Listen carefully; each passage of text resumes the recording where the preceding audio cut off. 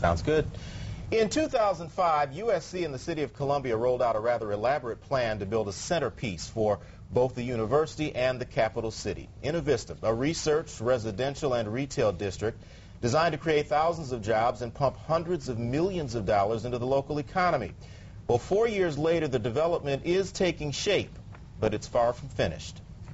2 years ago, just a shell, a marquee building under construction, the brainchild of then USC president Dr. Andrew Sorensen. Just 2 lanes across the street, 140,000 square foot research facility. Today, construction on Horizon 1 appears to be finished, but in reality the building is still pretty much a shell. It looks great on the outside, but the inside remains unfinished, something the South Carolina Policy Council finds disappointing. What are South Carolinians getting for their tax dollars? You know, we're looking at over $100 million of their money put into this, and no jobs have been created. No private sector jobs have been created. Despite listing 6 tenants on the development's website, the only fully occupied new Innovista building is USC's Arnold School of Public Health.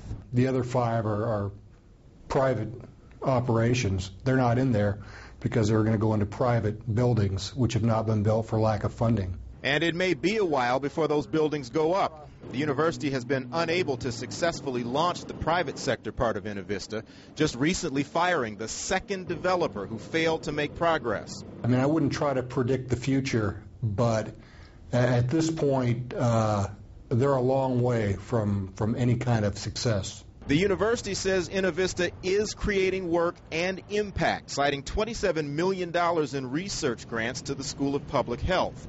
No administrator would speak on camera, but spokeswoman Margaret Lamb also says in a statement, "Our technology incubator, which will move to Innovista, has helped create nearly 650 jobs, with an average salary of more than $48,000.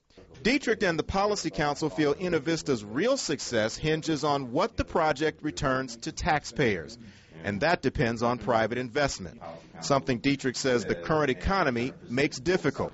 But USC isn't giving up. Margaret Lamb says the university remains committed to Innovista as a way of stimulating economic development and creating jobs for the Midlands.